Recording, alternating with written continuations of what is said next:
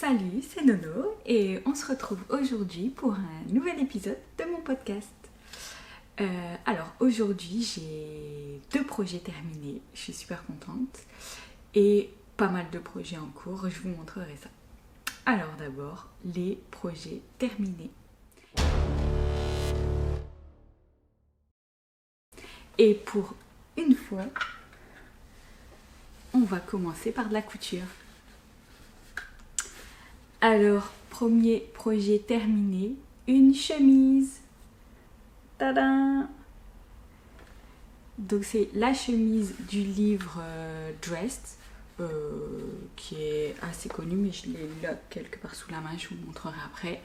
Je l'ai faite dans un coton que j'avais trouvé chez Les Coupons Saint-Pierre. Elle se fait dans... Alors j'ai fait la plus grande taille, la taille 52 dans le livre.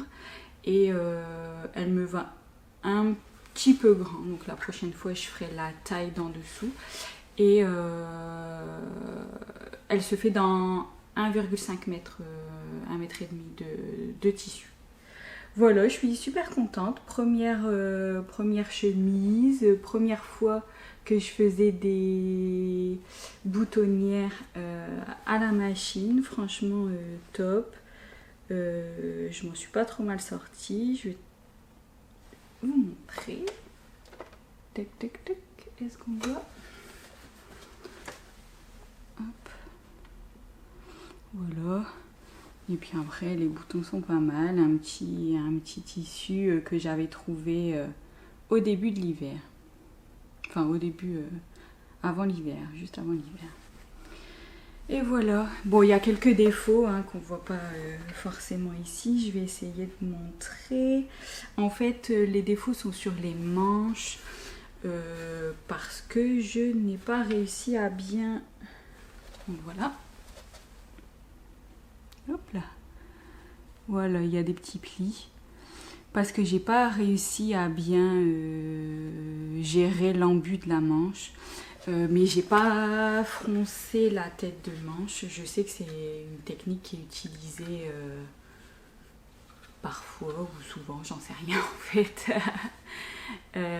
Du coup, je ferai ça sur la prochaine.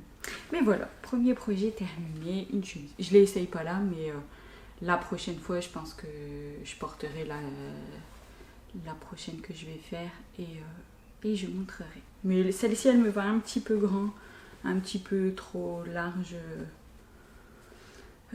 à la poitrine en fait. Donc voilà. Super contente de me remettre à la couture et de enfin avoir des choses largement présentables. Et du coup, mon deuxième projet, c'est celui que je porte. C'est mon pull sur un nuage, qui est censé être un gilet au départ, mais que j'ai fait en pull.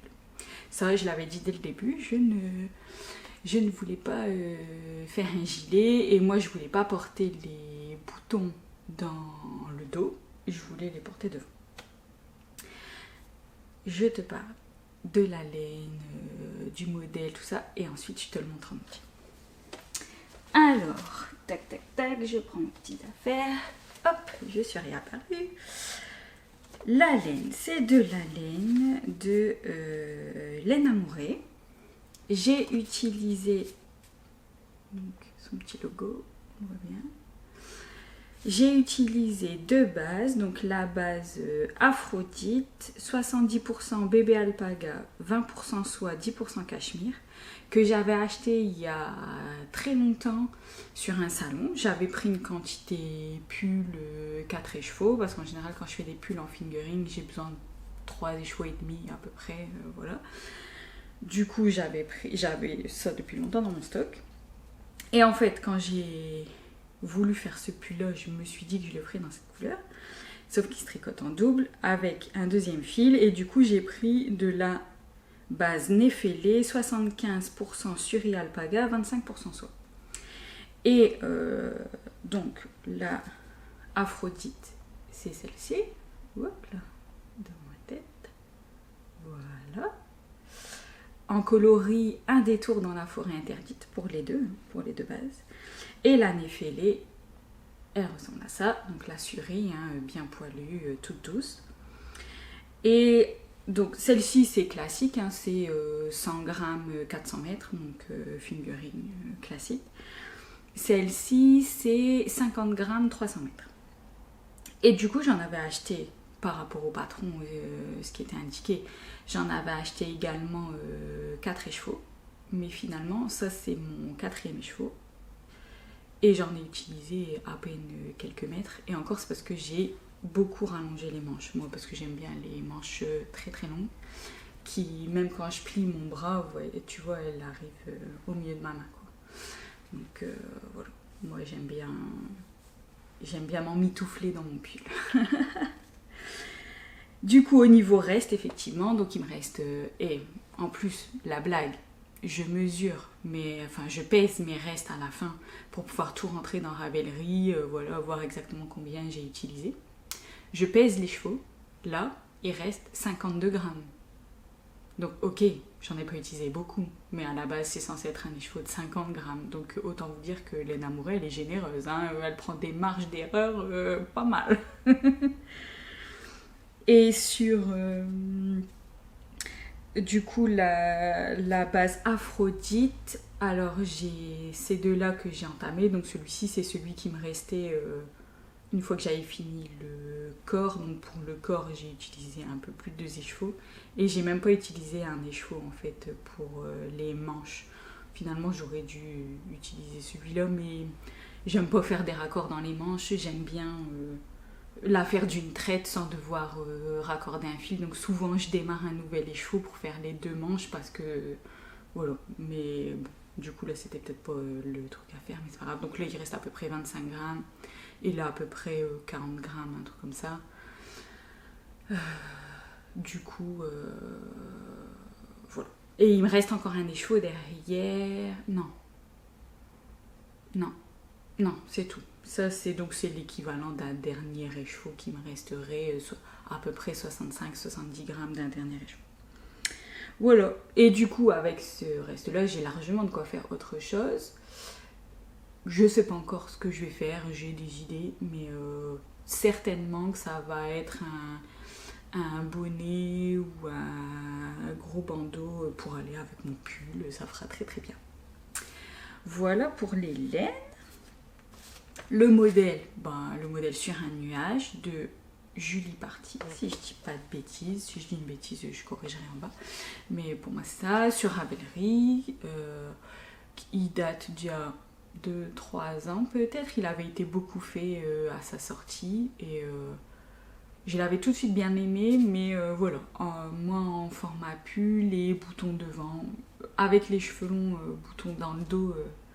je l'ai déjà fait, par exemple, j'ai déjà eu des vestes ou des pulls qui avaient juste un petit bouton décoratif dans le dos.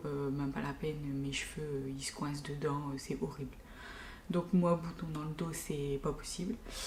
Et puis, ouais, je suis plus pull que gilet. Du coup, j'ai vu pas mal de monde le transformer en pull et finalement, j'ai fait pareil. Je n'ai rien modifié dans le modèle, mis à part que je l'ai transformé en pull. J'ai rallongé les manches. Mais sinon, j'ai fait toutes les finitions qu'elle disait. Donc, par exemple, le bord des manches, je sais pas si on va voir là. Hop. En tout cas, c'est des côtes glissées, je crois, elle appelle ça. Et elle propose un petit détail pour faire un peu plus original. Et j'ai pris cette option de côte glissée originale. Et vous voyez, ça fait, tu vois, ça fait des petits traits.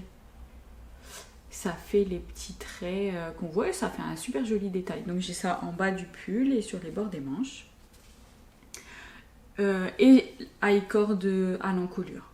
L'high cord à l'encolure, j'étais pas convaincue. Au porté, ça va, je le sens pas. En fait, j'avais peur de vraiment le sentir, mais en fait pas du tout. Et ce que j'ai fait, parce que normalement c'est un gilet, donc tu le fais d'un bord et tu fais le tour de ton col jusqu'à l'autre bord, mais ça s'arrête sur les montants de la boutonnière. Sauf que moi, ça fait un tour et je savais pas comment l'arrêter proprement. Donc ce que j'ai fait, c'est que là, sur la bande de point mousse qui fait simili bande de boutonnage, et ben en fait j'ai commencé avant la bande de point mousse et je me suis arrêtée avant de l'autre côté. Et donc du coup sur la bande de point mousse, il n'y a pas die-cord. Mais au final, je trouve que ça fait super joli, ça accentue un petit peu le col. Et la bande de point mousse, elle s'étire là à l'encolure, mais voilà, juste ce qu'il faut. Et du coup, nickel. Je trouve que ça fait beau, du coup. Je me jette des fleurs au passage. J'adore mon pull. Et les boutons, parce que là tu l'as vu, j'ai un bouton un petit peu doré et en fait il est noir, donc c'est pour ça qu'on a l'impression qu'il n'y a rien autour et qu'il a une forme bizarre, mais non, il est bien rond, il est noir. Et c'est mes fameux boutons en céramique, ouais je crois que c'est de la céramique, de Atelier Camélière. Hop, tac, voilà. Je sais pas s'il fait le point, mais je te mettrai du coup son Insta en dessous. Et voilà, du coup c'était les fameux boutons que je m'étais acheté, donc une série de 6 boutons, si je dis pas de bêtises, ouais. Et 6 boutons uniques en fait, elle les fait à la main. En fait je cherchais des boutons peints en plastique, donc au départ je cherchais en bois ou en métal. Et je sais plus comment, je suis retombée sur cette créatrice qui travaille la céramique à la main et tout. Et elle fait des boutons de temps en temps et des séries uniques. En fait, ils sont tous uniques avec des impressions végétales super jolies. Sachant que le coloris de la laine, c'était un détour dans la forêt interdite, des boutons, impression végétale, c'était presque logique en fait. Voilà, j'avais pas tellement le choix. Et du coup, maintenant, je te montre mon pull. Allez. Et voilà, le pull. Il tombe super bien, je trouve. Hop. Si je lève un peu les pieds. Hop, juste... Alors moi, j'aime bien les longs pulls. Là, il tombe juste sous les fesses derrière et devant il remonte un petit peu du fait de la poitrine, mais voilà, ça tombe très bien. Et du coup mes poches de jean elles arrivent là, donc voilà, ça arrive en dessous, il est nickel. La taille, j'ai fait la taille XL, mais en suivant les instructions de la taille L, parce que moi je tricote lâche, donc je baisse toujours d'une taille d'aiguille. Et je tricote 1 à 2 tailles en moins. Enfin, je fais toujours mes calculs, mais ça revient toujours à ça. Voilà, des manches bien longues. C'est du drop shoulder, hein, donc le début de la manche, il est là en fait. Voilà. Nickel. Juste légèrement courbé là. Et puis après, voilà. Toujours tout droit, impeccable. Je l'adore. Je l'ai porté au boulot hier. Je vais 1 journée par semaine à mon bureau. Et ben... Franchement, il pique pas du tout, il tient chaud, il est génial. Je suis trop fière de mon pull. Voilà pour les 2 projets terminés. Celui-ci, c'est mon nouveau pull chouchou. En fait, à chaque fois que je fais un pull, c'est mon nouveau pull chouchou. Bah oui, je viens de le faire et tout, mais en fait, je les aime tous, mes pulls. Et à chaque fois, je trouve que il y a quelque chose que je fais mieux qu'avant. Donc là, clairement, c'était, vous voyez, là... les finitions aux manches, on voit pas de démarcation. Et ça, c'est toujours le truc où d'habitude, j'ai une démarcation et là, j'en ai pas. Et en fait, je me suis inspirée des... Je sais pas si t'as déjà vu, mais sur Instagram, des fois, il y a des petites vidéos sur des personnes qui font du crochet et qui montrent comment finir le cercle. Et en fait, tu passes ta maille, t'as ta boucle, elle passe en entier sous l'autre boucle et puis ensuite le fil tu le coinces dedans et tu le tires et ça fait ton cercle, il est fini, impeccable. Bah, j'ai fait la même chose pour ça. Je sais pas si c'est hyper clair. Quand je ferai mon article de blog, j'essaierai de retrouver une vidéo en question et de le mettre en lien, comme ça ça sera visuel. Mais du coup je vais bientôt écrire l'article de blog, donc voilà, je le mettrai dedans. Mais du coup là les bords de manche, finition nickel, et ça j'y arrive jamais d'habitude. Alors là j'ai pris le temps un peu et je l'ai bien fait. Allez, maintenant on passe au projet en cours.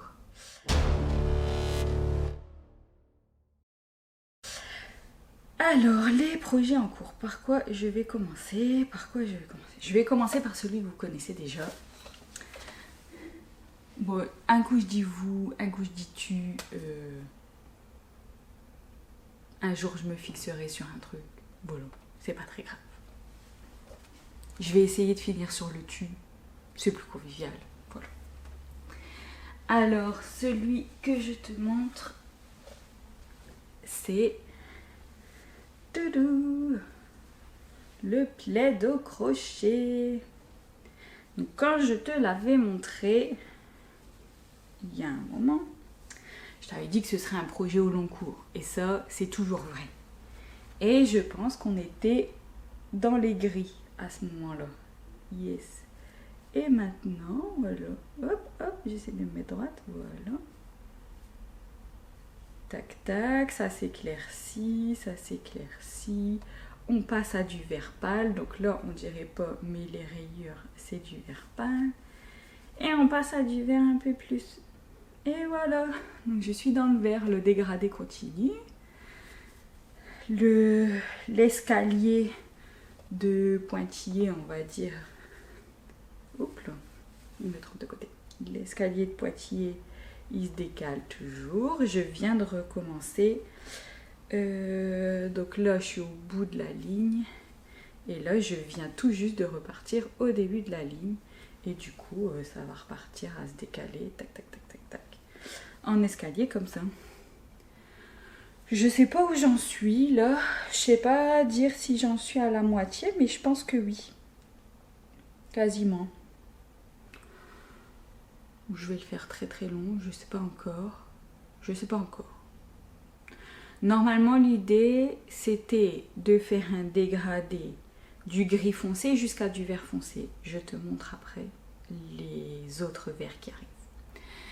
Mais après, je m'étais dit, bah ouais, mais il sera peut-être pas assez long. Donc, je vais faire du gris foncé, gris clair, on passe à du vert clair, vert foncé. Et ensuite, je refais la même chose dans l'autre sens. C'est-à-dire, je repars vers du vert clair, gris, jusqu'à du gris foncé. Mais là, il sera peut-être trop long. Je verrai. Je m'arrêterai quand il sera assez grand. En tout cas, l'idée, c'est toujours la même. Le noir, c'est le seul fil que j'ai acheté. Donc du 100% coton. Hop, hop, je prends tous mes petits trucs. Du 100% coton de chez Drops Cotton Light. Hop.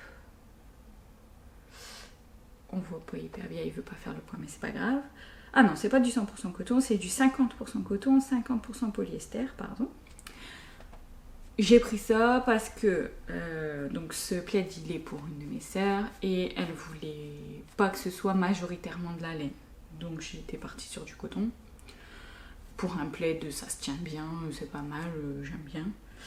Et je voulais en même temps pas mettre trop cher parce que l'idée c'était d'utiliser un maximum de reste. Donc pour la couleur noire qui était un peu le liant de tout dégradé, je voulais pas non plus mettre beaucoup, ça... Enfin, c'était pas logique par rapport à l'idée d'utiliser des restes. Je voulais pas mettre à côté un coton qui me coûte cher. Donc j'ai cherché et j'ai trouvé celui-ci, donc qui est du coup 50% polyester, mais qui est très bien pour un plaid qui sera résistant du coup, je pense, qui durera dans le temps. Et donc tous les inserts de gris, de vert, tout le dégradé, là ce sont que des restes. J'ai pas retenu par cœur tout ce que j'ai utilisé. Tous les gris, je les ai rentrés déjà sur Ravelry. Les verts, pas encore, mais les gris, j'ai déjà tout rentré sur Ravelry. Donc si vraiment il y a quelque chose qui t'intéresse, tout est rempli dans la fiche. Alors, du coup, ça se voit pas forcément là à l'écran, mais les compos de tous les fils, c'est pas la même chose. Mais moi, ça me dérange pas, finalement. Les tailles de fils sont sensiblement proches. Alors parfois il y en a un petit peu plus gros, un petit peu plus petit. Sincèrement, une fois que c'est crocheté, ça se voit pas des masses. Et vous voyez, il n'y a pas de tu vois, il n'y a pas de déformation dans le plaid au fur et à mesure, quoi. Donc c'est que le fil, ça va, la taille elle est bonne. Je sais plus quelle taille de crochet je fais, je crois que c'est 4 ou 4,5. 4 de mémoire. Voilà, c'est ça mon critère en fait, c'est l'épaisseur du fil. Après, parfois il y a de la laine, parfois il y a de l'acrylique, parfois il y a des mélanges, parfois c'est un peu plus poilu, parfois non. Je me bloque pas à la composition parce que sinon en vérité tu n'utilises jamais les restes que tu as. Vraiment l'objectif c'est d'utiliser ce qu'il y a sous la main et de ne pas devoir acheter. Gros coup de cœur là-dedans, j'ai utilisé un écheveau que j'avais eu dans un écrin de laine amourée il y a très longtemps. Et c'est un... le coloris c'est vers d'autres contrées et la base, je me souviens plus, je l'écrirai. Mais c'est un fil, donc c'est un fil diqué, donc on le voit pas forcément bien, mais c'est bien un vert pâle avec un petit peu de paillettes argentées dedans. Et cette base, le fil est hyper rond, hyper doux. Franchement, un gros coup de cœur. Je l'avais jamais utilisé parce que la couleur, elle me... J'étais pas fan. Enfin, clairement, pour faire un vêtement ou quelque chose, vert pâle comme ça, c'est pas ma couleur. Et j'avais deux écheveaux, du coup, dans l'écrin. Voilà. Mais clairement, je pense que j'en commanderai, mais en quantité pull, pour faire quelque chose, parce que vraiment gros coup de cœur pour cette base en fait. Donc autant le coloris pour me faire un bonnet ou des gants ou une écharpe ou je ne sais quoi avec. Non, c'était pas la couleur, enfin c'est pas le genre de couleur que je porte. Par contre, dans un autre coloris, mais cette base elle est magnifique, hein, et vraiment rond et qui ne se dédouble pas du tout, magnifique. Ça, du coup, donc c'est pas vraiment un reste dans le sens où c'était un écheveau entier, j'en ai encore un deuxième, mais maintenant que j'ai un gros coup de cœur pour cette base, je trouverai quelque chose à faire avec le deuxième écheveau, peut-être en brioche, du coup en duo avec autre chose, enfin je sais pas, mais je vais avoir des idées, il n'y a pas de problème. Et donc là, on entame des restes de verre. Donc des restes de verre, moi j'en avais pas avant de faire ce pull-là, mais avant ça j'en avais pas. Du coup, j'ai demandé à ma maman si elle avait des restes de verre. Et elle en avait un petit peu. J'ai fait une petite sélection parmi ce qu'elle m'avait sorti. Parce que l'idée, voilà, encore une fois, c'est pas d'acheter, c'est d'utiliser des restes. Et comme ma maman aussi, elle a des restes et qu'elle sait pas quoi faire, et ben voilà, ça aide tout le monde finalement. Je vide les stocks de tout le monde. Alors pareil, c'est des gros restes. Il lui restait à chaque fois une pelote. On a la manie d'acheter trop de pelotes par rapport à... Enfin moi je sais que j'ai cette manie-là. Je suppose que si elle a des restes de pelotes entières, c'est qu'elle est comme moi. Ou que je suis comme elle. Ça dépend comment on prend. Mais en tout cas, ouais. Elle a aussi des restes de pelotes entières ou quasi entières. Celle-ci, elle a été un peu démarrée. Mais en gros, voilà le combo de verre. Ça fait joli, hein? Du coup, celui-là, c'est celui que je suis en train de faire. Enfin, ouais, que vous avez vu, quoi. Que t'as vu. Et puis, ben, ensuite, on va aller vers celui-ci, et voilà. Alors, celui-ci, c'est de la azurite, 100% acrylique. Les deux du milieu, c'est des Walbut. Donc, je pense que ça vient de Butinette. Je pense que c'est Butinette qui vend les Walbut. Et celui-ci, j'ai pas d'étiquette, donc je ne sais pas. Et je ne pourrais pas le mettre dans Ravelry, c'est pas grave. Il comptera pour du beurre. Mais voilà. Voilà le petit dégradé de verre pour le plaid. Donc pareil, hein, c'est toujours un projet au long cours. Je le fais souvent, je le reprends entre deux projets. Entre deux projets, je fais entre guillemets une petite pause, zéro cerveau. Le modèle est hyper simple. Je ne te l'ai pas redit là, mais c'est un modèle gratuit que j'ai trouvé sur Ravelry. Et en gros, c'est 4 mailles, 2 fois 2 mailles ensemble, 4 mailles, 2 fois 2 mailles dans une maille, et puis ça forme les mailles ensemble un coup et les 2 mailles dans une maille l'autre coup, ça fait la vague en fait. Mais voilà, enfin du coup à trouver sur Ravelry, Je vous mettrai le lien dans l'article de blog qui va avec cette vidéo. Et du coup, très bien quoi. Très très bien. Et puis en plus, on peut le décliner vraiment à l'infini. Là, j'ai fait un dégradé à l'intérieur des rayures noires parce que j'ai vu quelqu'un qui a fait ça sur Ravelry et que c'était trop joli. On peut faire aussi la version arc-en-ciel où vraiment on part du rouge jusqu'au violet en passant par toutes les couleurs de l'arc-en-ciel. On peut faire tout ce qu'on veut en fait. Après, c'est juste une histoire de quel coloris on choisit. On peut faire des jeux de texture si on choisit genre de faire des rayures à fil plus poilu et le reste avec des fils plus classiques. Enfin voilà, on peut s'amuser vraiment facilement. La taille, elle s'adapte complètement. C'est juste un multiple de 4, si je dis pas de bêtises. Ou de 6, je sais plus. Enfin bref, elle l'explique, la personne qui a proposé ce patron-là sur Ravelry. Elle explique, mais en gros, il faut un multiple d'un certain nombre de mailles pour avoir le motif bien. Mais après, du coup, une fois que tu as le nombre à multiplier, ben, tu fais la taille que tu veux en largeur et puis en hauteur, c'est un nombre de rangs, tu fais comme tu veux aussi. Donc voilà. C'est top, zéro cerveau, c'est très bien pour le soir, après le boulot, quand on est fatigué, mais qu'on veut quand même faire quelque chose. Voilà. C'est très bien. Premier projet en cours. Deuxième, je t'en avais parlé au dernier podcast, ou en tout cas je t'avais montré juste les pelotes que j'allais utiliser. C'est une étole au crochet que j'ai créée sur demande. Et du coup, je la fais avec de la fil light, de fil d'art. Donc la fil light, c'est 53% acrylique, 29% polyamide et 18% laine, en blanc. Et ensuite, de la fil caresse, extra douce. Alors celle-ci déjà elle est douce, mais celle-ci extra douce, toujours de fil d'art. Idéal pour la layette, c'est vrai, j'ai déjà fait un petit gilet pour bébé, c'est magnifique cette douceur. Et là c'est du 51% acrylique, 49% polyamide. C'est du... Il n'y a pas de fibre naturelle dedans, mais voilà, il est ultra doux,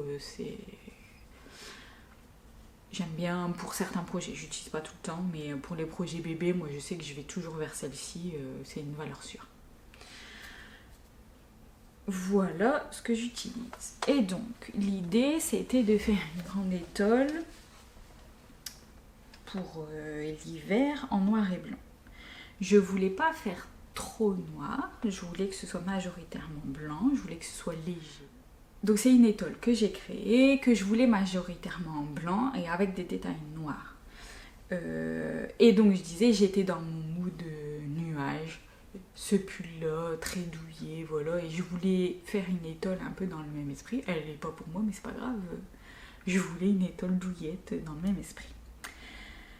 Et voilà ce que j'ai fait. Elle n'est pas terminée, hein, c'est pour ça qu'elle est dans les projets en cours. Il me reste encore des détails de broderie en noir à ajouter dessus.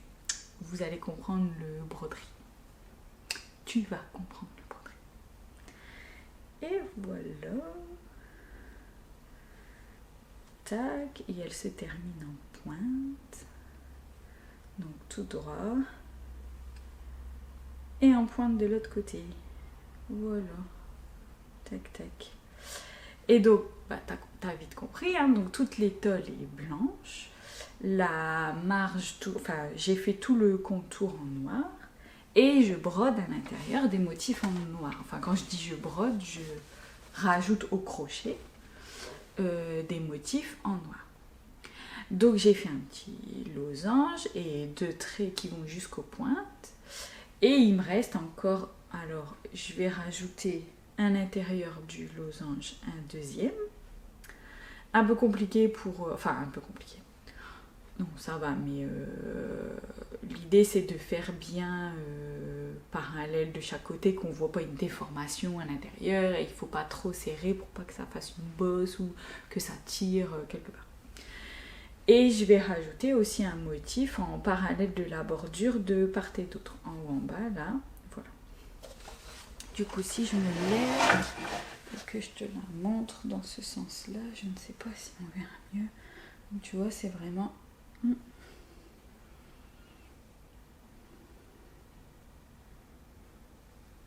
Voilà comment elle est, elle termine vraiment en pointe des deux côtés. Donc après c'est un long rectangle, enfin ça continue tout droit. Hop, hop. Et ça finit de nouveau comme ça. Voilà. J'aime bien les motifs géométriques, hein, donc je pense que... Enfin, ça me surprend même pas d'être partie sur cette forme instinctivement. Et du coup, d'avoir dessiné un losange au milieu qui rappelle les pointes sur les bords. Voilà, j'ai toujours aimé les motifs géométriques. Donc c'est pas surprenant.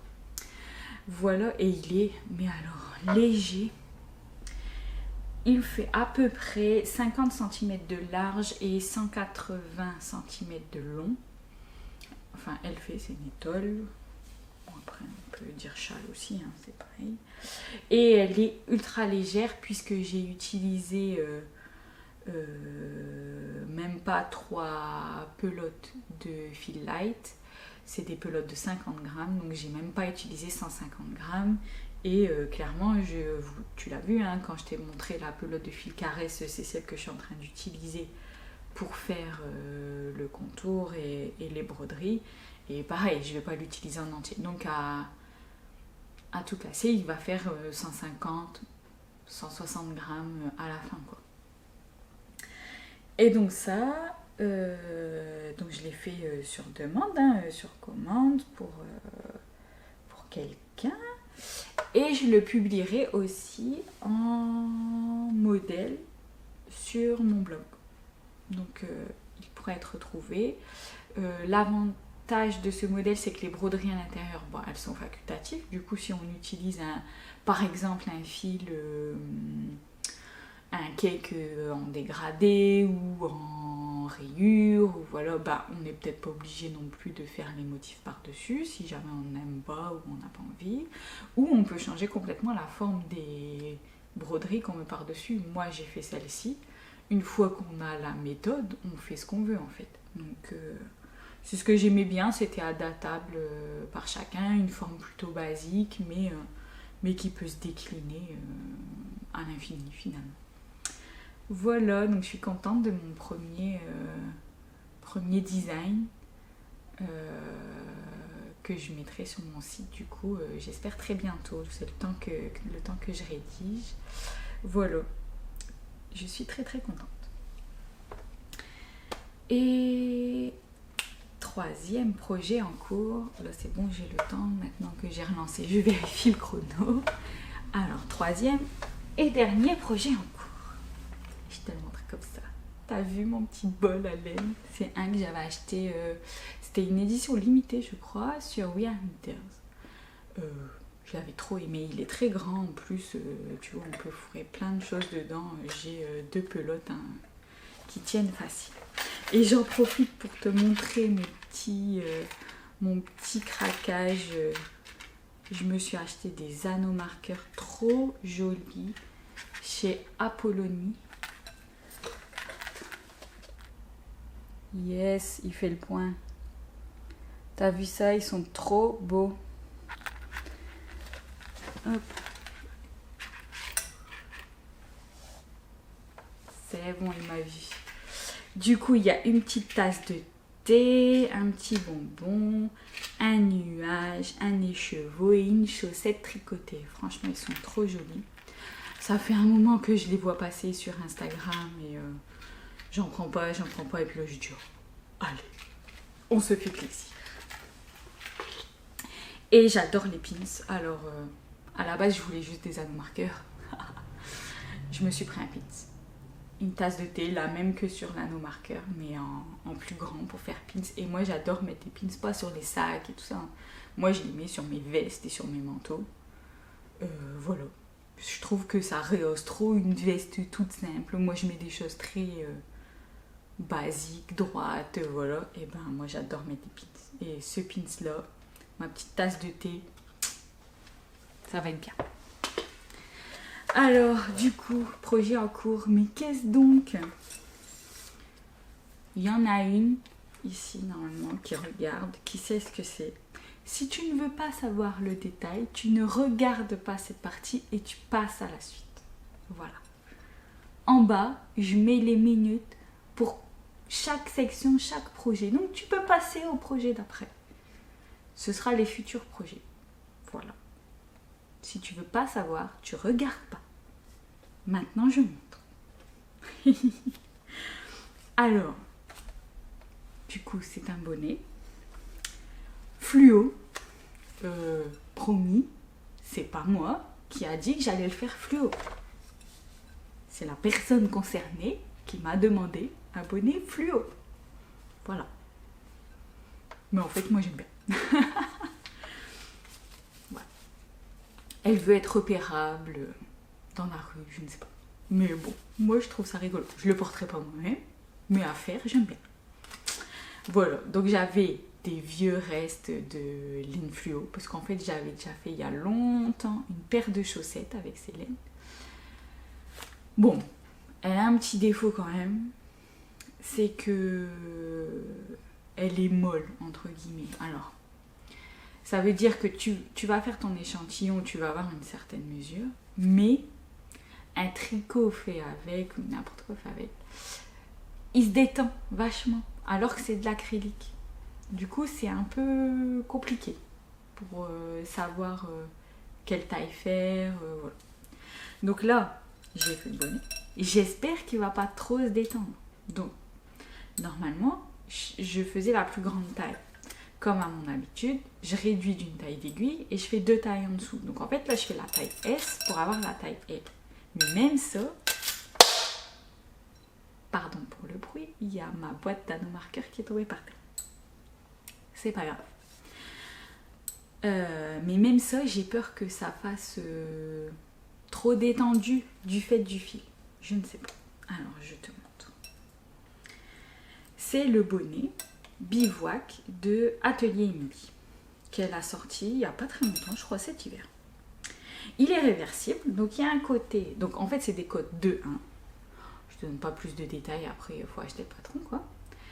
2-1, mais du coup réversible et voilà. On peut le mettre des deux côtés si on veut. Sauf que moi, difficulté supplémentaire, j'intègre une rayure. Donc tu vois, j'ai intégré une rayure. J'ai réussi, en suivant un tuto, je remettrai la référence du petit tuto que j'utilise, c'est celui que j'avais utilisé à l'époque quand j'avais fait mon Bracing Space, il y a 2-3 ans maintenant. Et je l'ai ressorti le même, je l'ai utilisé pour ça et il marche très très bien. J'aime beaucoup, il est simple, la technique elle est simple pour un peu effacer l'escalier qui se fait quand on tricote en rond des rayures. Et donc voilà, on voit pas grand chose. Mais la difficulté, ça va être de rentrer ensuite les fils de manière ultra discrète, vu que j'incruste des rayures dans un bonnet réversible et que je veux que le bonnet reste réversible. Voilà, donc en gros le fil orange rose là, il va partir dans le orange rose et le jaune il va partir dans le jaune. Mais va falloir le faire d'une manière tellement discrète que ni d'un côté ni de l'autre ça se voit. Je sais pas encore comment je vais faire ça. Dans le genre, je me rajoute des difficultés.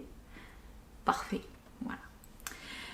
Donc, je fais la version longue du bonnet pour qu'elle puisse faire un revers et qu'il soit un petit peu slouche, quoi.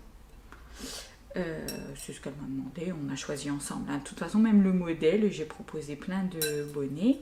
Et il y avait toujours un truc qui allait pas. Et Émilie a sorti ce bonnet-là. Je l'ai vu, je me suis dit ça va lui plaire. Je vais montrer. Ah bah ouais, c'est ça que je veux. Et bah voilà, parfait. Donc je te l'essaye. Il n'est pas fini, mais je te montre. Donc tu vois, gros revers. Il fait quoi à peu près 5 cm là, ouais, un truc comme ça. Ouais, avec ma touffe de cheveux, voilà. Mais il va bien derrière, bien dans le cou. Et là, j'en suis arrivée. Je pense que là, je vais pouvoir terminer le bonnet. Et donc, je vais, je pense, repasser à du jaune. Du coup, il y aura la grosse bande de jaune, là, que j'ai faite, qu'on voit dans le revers. Et il sera terminé aussi par du jaune. Et puis si elle veut le mettre dans l'autre sens, elle le mettra dans l'autre sens. Je la laisserai choisir. C'est son bonnet après tout. Mais voilà, ça fait pas mal. C'est... Enfin voilà, ça, oui, il taille bien en fait. La taille du bonnet est vraiment bien. C'est juste, j'ai peur que la laine se détende de trop. On verra bien. C'est pas... Au pire, j'en ferai un. Franchement, je l'ai commencé dimanche ou lundi, là. On est vendredi aujourd'hui. Et c'est parce que j'ai eu envie de faire du crochet et que je suis passée sur le plaid, en fait, entre-temps. Mais sinon, il serait déjà terminé, quoi. Il me reste plus que le sommet de la tête à faire. Je crois que j'ai peut-être encore 1 ou 2 centimètres pour faire les festouches, là, justement. Et après, fermer le sommet, enfin, faire la partie diminution que je ferai en jaune. Mais une semaine et il est fait largement. C'est juste que là, bah, j'avais envie d'alterner avec du crochet, donc j'ai pas fait que ça. Mais voilà.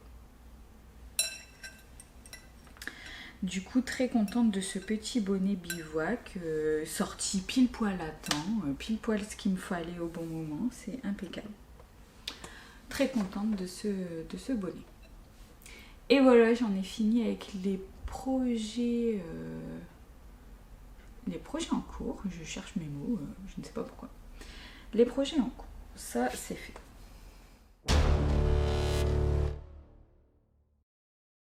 Allez, on va boucler la boucle avec un petit peu de couture. Mon livre Dressed, toujours le même. Donc je vais faire une deuxième chemise. Alors pourquoi je la fais 2 fois? Parce qu'en fait, comme je reprends la couture, j'aime bien faire 2 fois chaque projet pour bien ancrer les choses que j'apprends dans chaque modèle. Et j'essaye de vraiment prendre le temps, et quand je comprends pas, ou si les explications, parce que les explications de montage sont succinctes dans le livre, je pense qu'il faut déjà s'y connaître en couture. Ben, c'est pas grave, je complète avec des tutos d'autre part. Sur le site de Direndo, ils proposent aussi pas mal de focus sur certaines techniques. Ils ont quelques articles un peu, techniques, tout ça. Et puis sur YouTube, on peut trouver des vidéos sur un peu tout. Donc c'est pas grave, moi je prends mon temps, tout ça. Là par exemple, quand j'ai fait la chemise, je te disais tout à l'heure, j'ai mal géré l'embut des manches. En même temps, c'est pas détaillé, ils préconisent pas une méthode ici. Ils disent juste d'assembler les manches. Bah, la prochaine fois, je regarderai des tutos pour gérer l'embut, peut-être froncer la tête de manche, etc. Et tout ça.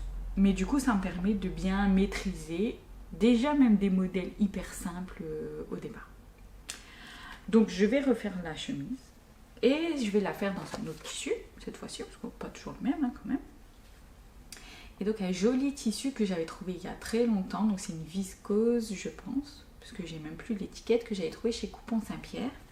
Donc qui est beige et vous voyez avec des motifs de flèches, toujours une dorée, une bleu marine. Et je lui ai trouvé avec sur tissu.net des petits boutons dorés en métal. Donc c'est des boutons métal couleur dorée qui vont aller très très bien avec ce tissu. Voilà pour un des prochains projets, donc pour de la couture. Et le deuxième prochain projet que je vais démarrer dès que j'ai fini l'étole et le bonnet, je démarre ça. C'est un gilet, donc là je vous montre juste 2 pelotes. Ça va être un gilet bicolore, pareil, que je vais designer au crochet. J'ai une idée très précise de ce que je veux dans ma tête, je vous en dis pas plus pour l'instant, on en parlera la prochaine fois. Mais voilà. Et du coup, ça, c'est des pelotes que j'avais trouvées chez Action. Et pour moi débuter à designer des choses, et notamment un gilet, où c'est un peu plus complexe qu'une étole quand même, c'est bien. Parce qu'on peut faire et défaire à l'infini, ça pose pas de problème. Ça va pas abîmer le fil. Il va pas y avoir de feutrage ou je ne sais quoi à force de... Et je me connais, je risque de faire et de défaire plusieurs fois. Pour l'étole, là, la difficulté, c'est que j'ai utilisé un fil un peu... Alors, c'est pas du mohair, mais qui imite un peu le mohair. C'est que c'était compliqué à démonter. Donc, en fait, là, j'ai pas pu faire et défaire. j'ai fait un échantillon, j'ai fait ma pointe, ça n'allait pas comme je voulais, j'ai refait une autre pointe et une fois que j'ai eu maîtrisé la pointe que je voulais, j'ai continué et je l'ai fait en vrai, entre guillemets, voilà, j'en ai recommencé un avec la pointe que j'avais bien réussi en ayant pris mes notes et tout, hop, j'ai refait et puis ça allait toujours bien, donc j'ai continué tout droit. En fait là je vais faire pareil quoi, sauf que là je pourrais directement faire des fers, voilà, j'aurais pas besoin de faire 3 échantillons avant de démarrer le projet vraiment quoi, en gros. Voilà, un peu de teasing pour la prochaine fois, je vous montrerai quelque chose avec ça. Eh bien, on a terminé. Je vous dis une bonne journée, une bonne soirée, une bonne semaine, un bon week-end. Tricotez bien, crochetez bien, cousez bien, faites tout ce que vous voulez tant que c'est des loisirs. Faut pas oublier les loisirs, c'est important. Et puis on se dit à la prochaine. Salut!